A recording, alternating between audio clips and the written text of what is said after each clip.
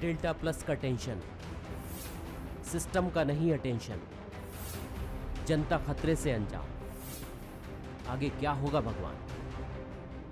छत्तीसगढ़ में लगातार संक्रमण दर कम हो रही है। इसी को देखते हुए अनलॉक की प्रक्रिया तेजी से चल रही है। सिनेमा, वाटर पार्क, कोचिंग संस्थान अनलॉक हो रहे हैं। लेकिन यह भी सही है कि लोग भी अब संक्रमण का खतरा टलने से बेपरवाह हो रहे हैं। लेकिन यह भी सही है कि कोरोना की दूसरी वेव ने जिस तरह से तबाही मचाई थी, उसकी दहशत से लोग अभी उबर नहीं पाए हैं। दूसरी तरफ डेल्टा प्लस वेरिएंट की दस्तक पड़ोसी राज्यों में हो चुकी है। छत्तीसगढ़ में भी मुख्यमंत्री ने सीमावर्ती राज्यों और गांवों को लेकर प्रशासन को अलर्ट रहने का आदेश दिया है। छत्तीसगढ़ के पास डेल्टा प्लस जीनोम की जांच के पर्याप्त संसाधन नहीं है। राज्य से अभी जांच के लिए सैंपल दूसरे राज्यों को भेजे जाते हैं, जिनकी रिपोर्ट आने में काफ़ी समय लगता है, जो सरकार के लिए चिंता का विषय बना हुआ है। ये डेल्टा प्लस की ही बात नहीं है, किसी भी वायरस की जीनोम सीक्वेंसिंग करने की क्षमता उस लेबोरेटरी में है। वहां पर उपकरण पर्याप्त मात्रा में नहीं मिल रहे हैं, टेस्टिंग मटेरियल उनको पर्याप्त मात्रा में नहीं मिल रहा है, इस कारण से बाहर भेजना पड़ रहा है। तो जिस टेस्ट की हमको जानकारी एक हफ्ते में मिल सकती है, वो 3-3, 4-4 महीने बाद आती है। तो 4 महीने बाद, 3 महीने बाद अगर जानकारी आएगी तो उस पर कदम क्या हम उठाएंगे? सरकार को ये भी नहीं पता चलेगा कि स्थिति क्या है। बीजेपी लगातार संक्रमण और डेल्टा प्लस को लेकर आक्रामक रुख अपनाए हुए हैं। उसके टॉप लीडर्स लगातार डेल्टा प्लस और थर्ड वेव की तैयारियों को लेकर मोर्चा खोले हुए हैं। प्यास लगे तब कुआं खोदो, ये कहावत को चरितार्थ करती है। जब पूरी तरह सक्रिय होके वही बीमारी फिर से जकड़न लेने लगेगी, तब ये जागेंगे, ऐसा महसूस हो रहा है। लेकिन हम फिर भी सचेत करते हैं, निवेदन भी करते हैं हाथ जोड़ के, जनता के हित में तत्काल निर्णय ले और क्या व्यवस्था हो सकती है, जो मार्गदर्शन वहाँ से केंद्र से मिल रहा है उसके अनुसार, और दूसरे प्रांतों में जो व्यवस्था कर रहे हैं उसी अनुसार छत्तीसगढ़ में व्यवस्था होनी चाहिए। प्रदेश में फिलहाल डेल्टा प्लस वेरिएंट की पहचान के लिए 5% सैंपल रोज विशाखापट्टनम और भुवनेश्वर भेजे जा रहे हैं, लेकिन इसकी रिपोर्ट आने में वक्त लग रहा है। अनलॉक में यूं ही लापरवाही होती रही तो डेल्टा प्लस दबे पांव कब दस्तक दे जाए कोई नहीं जानता। अभिषेक शुक्ल, बंसल न्यूज, रायपुर।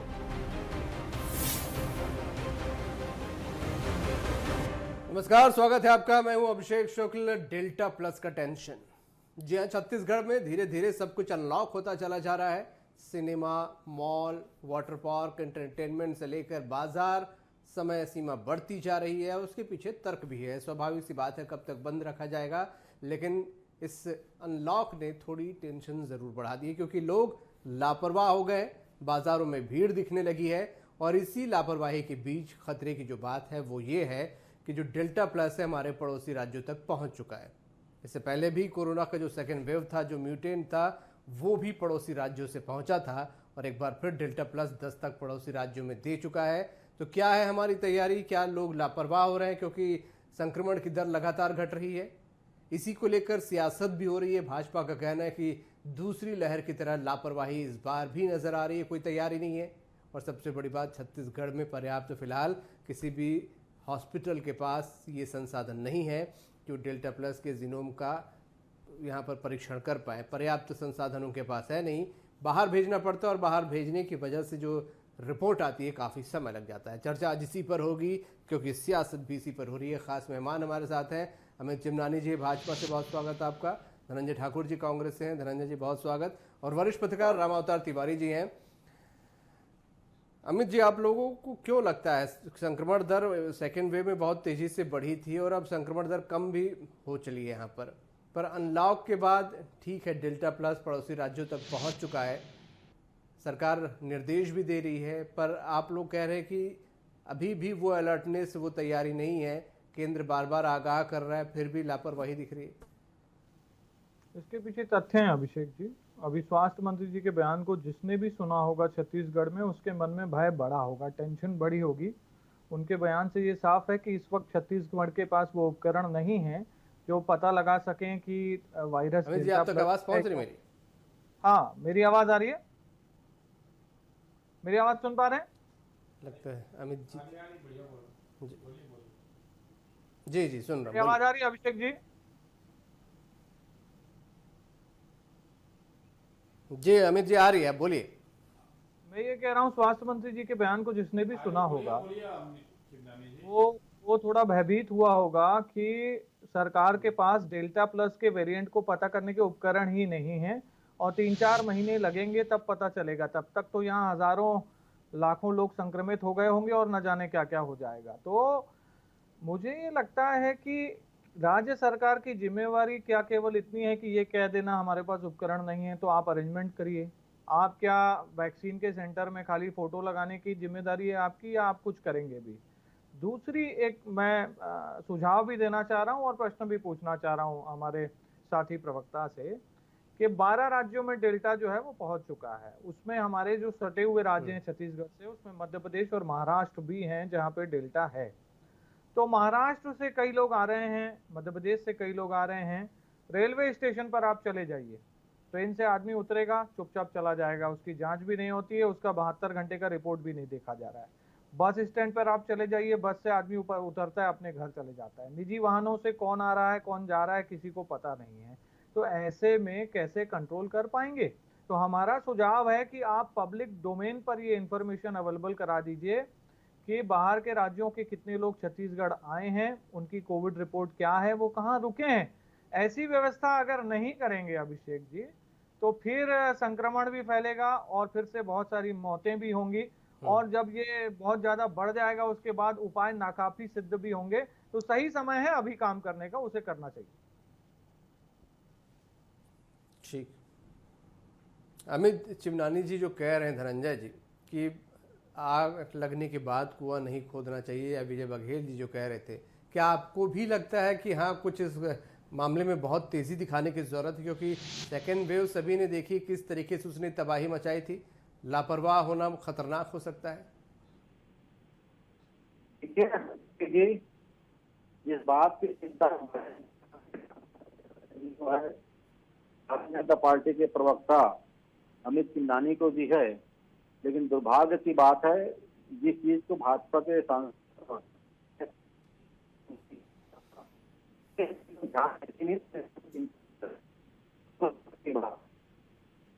चिमनानी जी को अभी माननीय स्वास्थ्य मंत्री ने कहा कि जीनोमिक सीक्वेंसिंग की यहाँ पे सुविधाएं नहीं है। तो आपके चैनल के माध्यम से बड़े जिम्मेदारी से बता देना चाहता हूँ, पूरे भारत में सिर्फ 28 लैब हैं इसके जहाँ पे डेल्टा वेरिएंट के टेस्टिंग होता है, जिसमें जीनोम सीक्वेंसिंग की सुविधाएं हैं।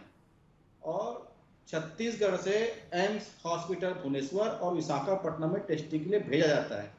छत्तीसगढ़ में जो रायपुर में एम्स हॉस्पिटल है उनको भी अनुमति मिली है, वो भी उनका सेटअप बैठा रहे हैं और वहां से 150 से 300 टेस्टिंग रोज वहां से करके उसको भुवनेश्वर भेजा जा रहा है ताकि हमारी टेस्टिंग की परफेक्ट हो और वो हो करके। तो स्वाभाविक सी बात है, जो लापरवाही नरेंद्र मोदी जी की सरकार कर रही है, केंद्र सरकार कर रही है, उसका खामियाजा तो देशवासियों को ही भुगतना होगा। डेल्टा जो वेरिएंट है उसको लेकर लगातार जो एक्सपर्ट से कह रहे हैं, लगातार साइंटिस्ट उसमें कह रहे हैं, अलर्ट कर रहे हैं, उसके बाद केंद्र सरकार ने क्यों डेवलप नहीं की इन सारे सुविधाओं को। दूसरी बात आप देखेंगे कि राज्य माननीय मुख्यमंत्री भूपेश बघेल की सरकार ने जो हमारे सीमावर्ती राज्य हैं जहाँ पे इस प्रकार से वेरिएंट पाए गए, इस प्रकार से पेशेंट पाए गए हैं, स्वाभाविक बात है राज्य से आने वालों के टेस्टिंग के लिए सख्ती की यहाँ पे ट्रेसिंग का काम चल रहा है। और अभी मैंने देखा केंद्र सरकार ने भी नियम में संशोधन कर दिया कि पहले जो एयरपोर्ट आते थे उनके यहाँ पे टेस्टिंग होती थी, उस आवश्यकता को हटा दिया गया है। तो कहीं ना कहीं मुझे ऐसा लगता है केंद्र सरकार की लापरवाही का खामियाजा पूरे देशवासियों को भुगतना पड़ेगा। छत्तीसगढ़ में माननीय मुख्यमंत्री भूपेश बघेल की सरकार पहले लहर की भी तैयारी मजबूती के साथ की थी, दूसरी लहर की भी तैयारी मजबूती के साथ की और तीसरे जो डेल्टा वेरिएंट है उसको लेकर हमने तैयारी पूरी कर ली है। लेकिन जो जीनोम सीक्वेंसिंग जिसके जरिए वेरिएंट का पता चलता है उसके लैब के तो 28 पूरे देश भर में 28 हैं। तो स्वाभाविक बात थोड़ी सी तकलीफ है, लेकिन निश्चित तौर पर हम सब मिलकर इसमें कामयाब होंगे और यहाँ पे जो एम्स को मिला है वो भी बहुत जल्द शुरू हो जाएगा।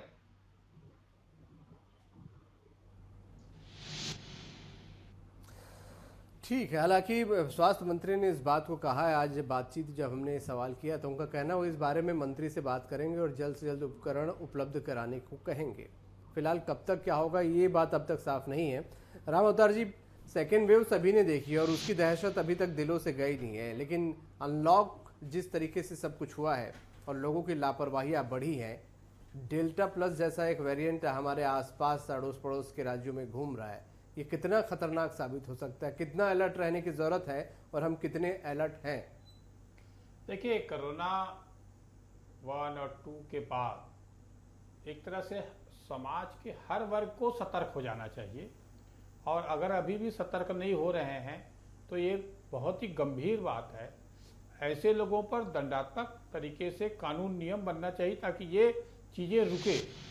एक बात। मैं दूसरी बात कि इस कोरोना काल से ये बात समझ में आया कि भारत जैसे देश में जो स्वास्थ्य की व्यवस्था है वो कहीं न कहीं कमजोरियां हैं, खामियां हैं, कार्य योजना नहीं है, और भविष्य में बहुत सारे काम करने की प्लान तैयार करना पड़ेगा। ये सब चीज उभर कर सामने आया, जिस अनुसार से लोगों की मौत हुई, लोग सफर किए हैं। उसके बाद स्वास्थ्य की जैसे अन्य देशों में जिस तरह से मजबूत ढांचा है, वहां पर भी इतने संक्रमण फैले और लोगों की मौत हुई, तब तो अपना विशाल भारत है, यहाँ पर छत्तीसगढ़ जैसा पिछड़ा राज्य है। तो इन इलाकों के लिए अब सरकार को अभी से कार्य योजना बनानी पड़ेगी। वो कार्य योजना ऐसी बनानी पड़ेगी कि जो समय बचा है, अभी बहुत तेजी से कोरोना कम हुआ है, अब बाजार तो खुल रहे हैं, ऐसी तेजी से सरकार का भी अपना दिमाग खुले, सरकार भी इस दिशा में काम करे। और सरकार अकेले नहीं, समाज का वर्ग जो बाजार में बहुत तेजी से बेफोक घूम रहा है, आरोप प्रत्यारोप की राजनीति की अपेक्षा जब भी कोरोना आता है तो विपक्ष का काम है रटा रुटाए आरोप लगाना, सत्ता पक्ष के अपने बचाव करने की कोशिश करना। ये सबसे हट के जो अभी समय आया है बहुत अच्छा गोल्डन पीरियड है। इसलिए दोनों राजनीतिक दल के लोग, प्रमुख लोग जिनके पास कार्य योजना है, प्लान है, वो सरकार को एकजुट होकर अगर काम करेंगे तो आगे जो है इतनी भयावह स्थिति इस तरह नहीं आएगा। तो उसमें ध्यान देना चाहिए, सरकार को भी विपक्ष को भी सकारात्मक सुझाव देते रहना चाहिए, ताकि ये ना लगे कि विपक्ष सिर्फ आरोप पे आरोप लगाता हुआ दिखता है, काम नहीं करता मैदान में। ये कहने की स्थिति मत रहे। और सत्ता पक्ष के लिए जो समय बचा है उस समय को केंद्र सरकार के साथ समन्वय कर स्वास्थ्य विभाग की गाइडलाइन का अन्य राष्ट्रों में किस तरह से काम हो रहे हैं, इस सब के लिए एक बड़े वर्ग को लगाकर जो अगर इस पे काम करेंगे, लगातार मजबूत करेंगे स्वास्थ्य की ढांचागत व्यवस्था को, तो यह स्थितियां उत्पन्न नहीं होगी। ठीक है, ये स्थिति उत्पन्न नहीं होगी और इसके लिए मिलजुल कर काम करना होगा, इसमें कोई दो राय नहीं है। लेकिन चिमनानी जी, संसाधन की बात होती है तो केंद्र वर्सेस राज्य फिर से जंग छिड़ जाती है। एम्स में भी, जो कि एक बड़ा हॉस्पिटल, वहाँ भी संसाधन नहीं है, उसके लिए भी अभी वहाँ पर इकट्ठा करना होगा। और बार बार ये आती है कि बीजेपी कोई कोशिश नहीं करती, सिर्फ आरोप लगाती है। संसाधन इकट्ठा करने का जिम्मा या जिम्मेदारी या कर्तव्य उसका भी है। ऑक्सीजन प्लांट जो लग रहे हैं छत्तीसगढ़ में वो केंद्र दे रहा है। उसके अलावा टेस्टिंग किट से लेकर के, मास्क से लेकर के सैनिटाइजर, वायुसेना के विमान से ऑक्सीजन के कंसंट्रेटर वो आए हैं। जो फाइनेंस कमीशन है उसके पैसों से क्वारंटाइन सेंटर्स को मेंटेन किया गया। केंद्र सरकार वैक्सीन दे रहा है फ्री में हर व्यक्ति को। जो भी यहाँ काम हो रहा है माननीय अभिषेक जी, वो केंद्र के पैसे और उन्हीं की चीजों से हो रहा है। लेकिन वो तो राज्य सरकार की एक आदत है कि वो केंद्र को कोसती है, और इनको नींद में भी बोला जाए तो ये केंद्र केंद्र करने लगेंगे। तो मैं कुछ प्रश्न रखना चाहता हूँ। पहले रामावतार तिवारी जी ने एक बहुत ही बढ़िया बात कही कि हमें सुझाव देने चाहिए, तो मैंने सुझाव दिए थे कि ट्रेन से आने वाले लोग, बस से आने वाले लोग, निजी वाहन से आने वाले लोगों पर आप थोड़ा सा देखिए कि वो लोग की क्या रिपोर्ट है, उन लोगों की जांच कर लीजिए, और वो कहाँ जा रहे हैं, कहाँ रुक रहे हैं, इसको थोड़ा सा देखिए। तो ये हमारा सुझाव है। अब हमारे सुझाव कांग्रेस के समझ में नहीं आते, वो उनकी प्रॉब्लम है। दूसरी चीज मैं पूछना चाह रहा हूँ, बार बार जो केंद्र पर आरोप लगाते हैं, पिछला जो लॉकडाउन हुआ, जिसमें जब लॉकडाउन हुआ तब यहाँ पर 1000, 1200, 3000, 4000 मरीज आ रहे थे। लेकिन लॉकडाउन के दौरान ही अभिषेक जी, जब लॉकडाउन था, सब कुछ बंद था, तब छत्तीसगढ़ ने कौन सा दौर देखा? 17,700 मरीज लॉकडाउन के दौरान। वो लॉकडाउन किसने किया था? वो केंद्र ने नहीं किया था, वो राज्य सरकार ने किया था। और इससे ये साबित हो गया था कि आपने लॉकडाउन करने में इतनी देर कर दी कि लॉकडाउन करने के बाद भी आपके केसेस प्रतिदिन बढ़ते रहे, और 4000 केसेस की जो सीमा थी पिछले कोरोना 1 की, उसको 17,700 पे आपने पहुंचा दिया। अभी जो अनलॉक कर रहे हैं वो कौन कर रहा है अभिषेक जी? वो राज्य सरकार कर रही है। तमाम प्रकार की चीजें, सब कुछ अधिकार राज्यों के पास है। और भूपेश सरकार तो वो सरकार है जो प्रधानमंत्री जी को कह के आई है, अरे आपको क्या मालूम हमारे जिले क्या हैं, आपको क्या मालूम कंटेनमेंट जोन कहाँ बनाना है, आपको कुछ नहीं मालूम, हमको अधिकार दीजिए। इन्होंने पीएम से अधिकार लेकर के डीएम को दे दिए, कलेक्टर को, और फिर उसके बाद टीवी चैनल पर बैठ करके केंद्र केंद्र केंद्र करते रहते हैं। मेरा निवेदन है, ये लोगों की जान से जुड़ा विषय है। मैंने इंटर स्टेट ट्रांसमिशन को लेकर के कुछ महत्वपूर्ण सुझाव दिए हैं, उसको लेकर के क्या जानकारी आप दे सकते हैं प्रदेश की जनता को, कि कौन सी ऐसी वेबसाइट है जिसमें जनता देखे तो उसको पता चल जाए कि भाई महाराष्ट्र के इतने लोग, छत्तीसगढ़ में है, मध्य प्रदेश के इतने हैं जहां पे डेल्टा वायरस है। भाजपा का कहना है सारे अधिकार राज्य सरकार के पास है, मांग के लिए है, तो एक्शन लेने की जिम्मेदारी भी आपकी है। देखिए, मैं अमित चिमनानी जी को सुन रहा था, मुझे ऐसा लगा चिमनानी जी के सलाह पर नरेंद्र मोदी जी जो प्रधानमंत्री हैं वो विचार नहीं करते होंगे। अभी कुछ दिन पहले प्रधानमंत्री जी ने सभी जिला राज्यों के कलेक्टरों से बात किया है, तो मुझे ऐसा लगता है कि अमित चिमनानी को सलाह देना चाहिए था कि वो जिला कलेक्टरों से क्यों बात कर रहे हैं, क्योंकि डीएम से चर्चा प्रधानमंत्री जी ने किया है और उनको लगा कि जमीनी स्तर पर डीएम ही काम करते हैं, तो उनके कार्य क्षेत्र में जो काम होती है हम बात करना चाहिए। तो अब इन दोनों तय कर लेना चाहिए वो क्या बनी। दूसरी बात, पूरे कोरोना संकट काल में आप देखेंगे नरेंद्र मोदी जी टीवी में आते हैं और सिर्फ बात करके गए हैं, मुख्यमंत्री जी के साथ बैठक करते हैं, मुख्यमंत्रियों जो सलाह जो देते हैं उसको कभी विचार नहीं किया गया, राज्यों के द्वारा मांगी गई मदद पे कभी उनके द्वारा आगे बढ़कर कोई कार्रवाई नहीं की गई है। और जब राज्य अपने बलबूते पर, अपने संसाधन पर सारी व्यवस्थाएं कर लेते हैं, तो ऐसे अमित चिमनानी से भाजपा के जो नेता हैं जो कहीं बिल में छुपे रहते हैं, अचानक श्रेय लेने के लिए सामने आ जाते हैं। तो मुझे ऐसा लगता है कि भारतीय जनता पार्टी को आत्मआकलन करना चाहिए, आत्मविश्लेषण करना चाहिए और अमित चिमनानी जी को, प्रधानमंत्री जी को सलाह देना चाहिए कि वो डीएम से क्यों बात किए, इनको आपत्ति जताना चाहिए कि जब राज्य के मुख्यमंत्री हैं, राज्य प्रमुख सचिव हैं, तो अरे सुन ले भाई, क्यों सुने भाई, आप कुछ भी बोलते रहेंगे। सुने, आप बिल से निकल गए और किस प्रकार की हमारे आदित्य भाषा का इस्तेमाल करते हैं धनंजय जी, आप हर डिबेट में ऐसा कर रहे हैं। आप सवालों पे आइए ना, बर्बाद करने का नरेंद्र मोदी की सरकार ने किया है, आप उस पे बात नहीं करते, चीखते हैं, चिल्लाते हैं, हमारे आदमी का प्रयोग करते हैं, बात से डाइवर्ट हो जाते हैं। क्यों? क्या कांग्रेस के पास जवाब नहीं है? बिल से बाहर निकल के श्रेय लेने आते हैं, आपको बताना चाहिए। नहीं मत ना, बुलाइए मत रंजन जी, डीएम से क्यों बात किया? अगर डीएम से बात करने में नहीं सुनता।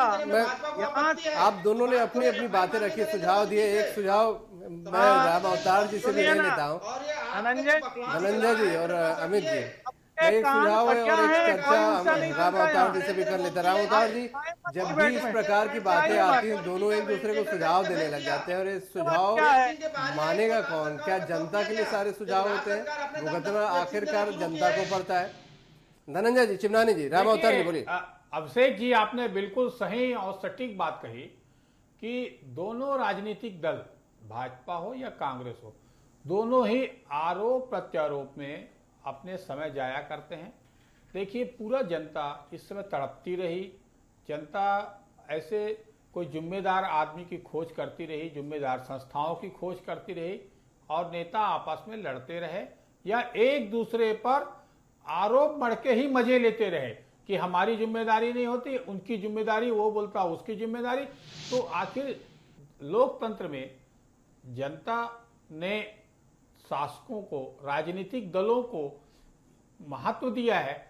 ज्यादा से ज्यादा सांसद जीतकर छत्तीसगढ़ से गए हैं, उन सांसदों की भी जिम्मेदारी है, उस सरकार की भी जिम्मेदारी है कि वो सरकार काम करे और सांसद भी काम करे। दोनों अलग अलग बंटवारे कर लिए हैं कि आरोप मेरे को लगाना है, उसको आरोप मेरे को लगाना। अगर इस तरह की रही तो जनता की भी छवि जो है वो राजनीतिक दल की खराब हो रही है।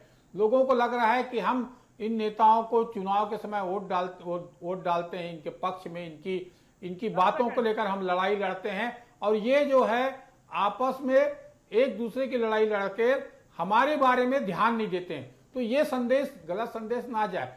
कहीं ना कहीं अभी समय है, स्वर्णिम समय है कि आने वाला कल जो है फिर से भयावह स्थिति उत्पन्न ना हो। उसके पहले जो भाजपा के नेता हैं उनको एक केंद्र सरकार से भी जिम्मेदारी तरीके जो यहाँ की जिम्मेदारी समस्या सभी है, को समझनी होगी। उस पर सुझाव दें। जी, जी। और राज्य सरकार भी समन्वय के साथ काम करे। ठीक, मैं बहुत संक्षेप में, समय मेरे पास कम है। चिमनानी जी, आपसे एक फाइनल कमेंट चाहूंगा। जो यहाँ पर बात हुई कि आरोप आप राज्य पे लगाएं या राज्य केंद्र पर लगाएं, जनता का भला इससे नहीं होने वाला। फाइनल कमेंट आपसे संक्षेप में सर, कि क्या आगे किया जा सकता है छत्तीसगढ़ को तीसरी लहर डेल्टा प्लस से बचाने के लिए? आज मैंने सुझाव दिए, 2 बार दिए, उसे सुना नहीं गया, उस पर जवाब नहीं आया। मैं फिर से कहूंगा कि भारतीय जनता पार्टी विपक्ष में होने के नाते सुझाव दे रही है। आपने पहले भी अनसुना किया है, उसका नतीजा आपने देखा है। आरोप प्रत्यारोप की राजनीति छोड़िए, राज्य सरकार की जो जिम्मेवारी है उसे निभाइए।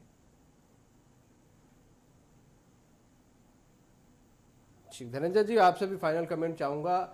सेकेंड वेव ने अभी तक जो दहशत बनाई थी वो गई नहीं है। डेल्टा प्लस थर्ड स्ट्रेन को रोकने के लिए क्या जिम्मेदारी तरीके से काम किया जा सकता है इस वक्त जो समय है? देखिए, एक दौर था जब भारत में एक भी महामारी के मरीज नहीं थे। नरेंद्र मोदी सरकार के लापरवाही और भाजपा के लापरवाही के चलते जो नमस्ते कार्यक्रम हुआ, आज पूरा महामारी से पीड़ित है। डेल्टा वेरिएंट को लेकर भी नरेंद्र मोदी की सरकार लापरवाही बरत रही है। पूरे देश में 28 लैब हैं, और जब बार बार एक्सपर्ट और वैज्ञानिक इस बात को आगाह कर रहे हैं तो मुझे लगता है कि लैब को बढ़ाने का काम करना चाहिए, जो इनसे नहीं हो पाया है। पूरी तरीका से केंद्र की सरकार जो है विफल रही है। भाजपा नेता सिर्फ राजनीति कर रहे हैं। देश की जनता सारी चीजों को देख रही है और राज्य सरकार ने पूरी व्यवस्थाएं करके रखी हुई है। हम माननीय स्वास्थ्य मंत्री, केंद्रीय स्वास्थ्य मंत्री के पत्र लिखे हैं कि छत्तीसगढ़ में भी डेल्टा वेरिएंट को पकड़ने के लिए, उस टेस्टिंग के लिए जो लैब की सुविधाएं वो देनी चाहिए, और इसलिए हम प्रयास कर रहे हैं। बहुत शुक्रिया आप सभी का इस चर्चा में शामिल होने के लिए। बहुत अहम मसला है, हालांकि कोरोना अभी है नहीं, इसीलिए शायद दहशत दिलों में कम हो गई है पहले से। लापरवाही भी है और लोगों को लगता भी है कि इस वक्त कोरोना को लेकर बात करने से क्या फ़ायदा। लेकिन ये बात बहुत समझनी ज़रूरी है कि यही सही वक्त है कोरोना और तीसरे जो वेव आने वाले हैं उसको लेकर बात करने का, क्योंकि जब समय निकल जाएगा, वो सर पर आ जाएगा, तब बात करने से कोई भी फ़ायदा नहीं होगा। आज का मुद्दा में नमस्कार।